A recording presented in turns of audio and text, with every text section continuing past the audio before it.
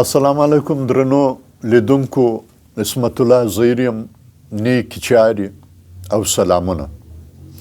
غواړو چې د میډیا اثر دی او د یوټیوب له لارې وخت پر وخت له تاسو سره د تاریخ، ادب، سیاست، کلتور د اړخه خبرې وکړو. تاسو ته وخت پر وخت باندې خپلې ویډیو د سره شریکې کو، ځکه چې نن دور د میډیا دور دی او هر څوک غواړي چې د دې لارې د خپل تاریخ اتلان، ادب، سیاست او پر دې باندې خبرې وکړي. ځکه موږ هم غواړو چې د دې لارې ګرانو وطنوالو ته په لر و بر کې هغه تاریخي پیښې یا هغه سیاسي پیښې یا د پښتونخوا وطن د کلتور او فرهنګ له لارې موږ خبرې وکړو او هغه تر تاسو ورسوو. ځکه چې دا وخت په لر و بر کې د پښتنو، د پښتو ژبې، د پښتو ادب، د پښتو تاریخ په اړه باندې یو ډیر ناوړه یو مهم روان دی. غواړي چې زموږ د تاریخ، د ادب، د ژبې مسخ شوې چهره و نړۍ ته ښکاره کړي. زموږ د مستندو تاریخي اثار باندې شکمنې سترګې پورې کړي، د خلکو په ذهنونو کې شکونه را پیدا کړي او دا پر مختلفو اړخونو باندې مختلف انسانان یا هیوادونه لګیا دي چې دا خپل ناوړه کارونه تر سره ورسوي. ځکه پښتو ژبه تاسو ته معلومه ده چې نه د درس ژبه ده، خصوصا په مستعمره سیمه کې، نه د نصاب ژبه ده. پردی نصاب پر موږ باندې تپل شوی دی. نن ورځ پښتون زلمی، پښتون بچی د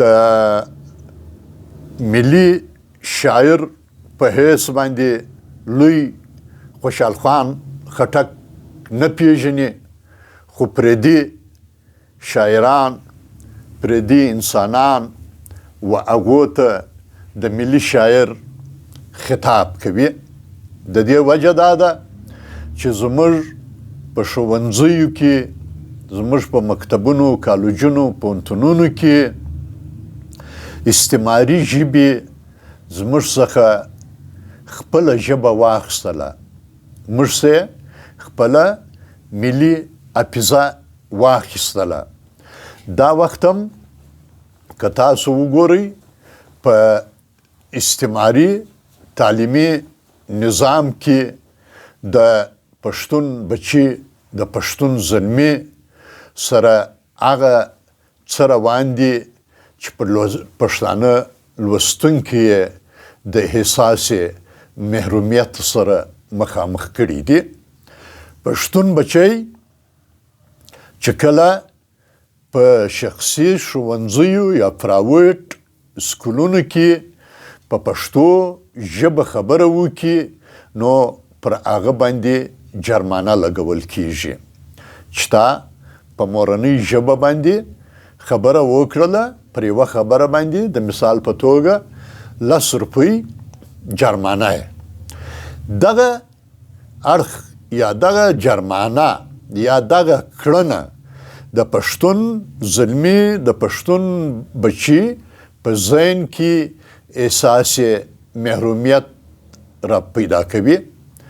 هغه داسې سوچ کوي چې زما ژبه، زما مورنۍ ژبه چې د نصاب ژبه نه ده، د تعلیم ژبه نه ده، د دفتر ژبه نه ده، نو آیا زما مورنۍ ژبه هیڅ ارزښت هم نه لري.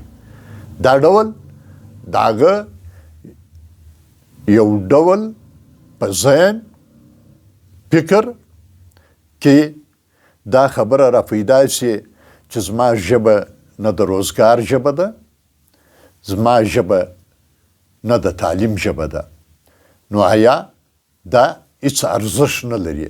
که ارزښت لري نو هغه استعماري ژبې لري. نو ځکه دی بیا و استعماري ژبې ته زیاته پاملرنه کوي.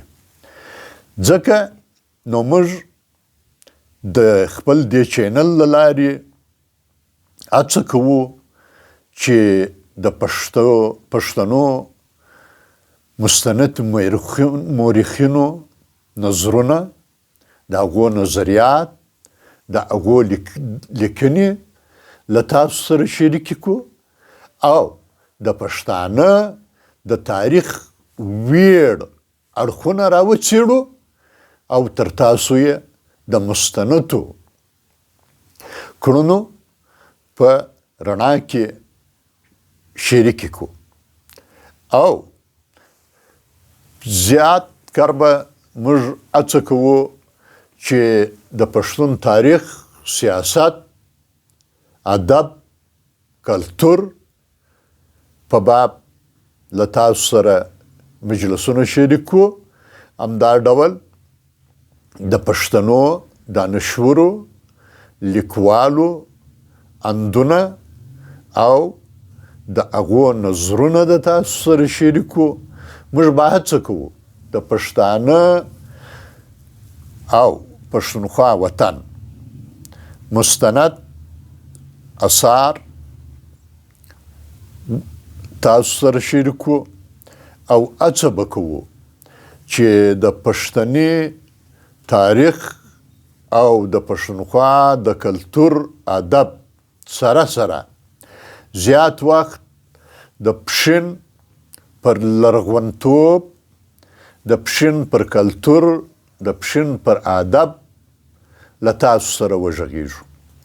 هغه دودونه چې نن له منځه تللي دي یا د ورکېدلو په حالت کې دي، هغه له تاسو سره شریکو، د هغه په اړه باندې د تاسو سره خبرې وکړو.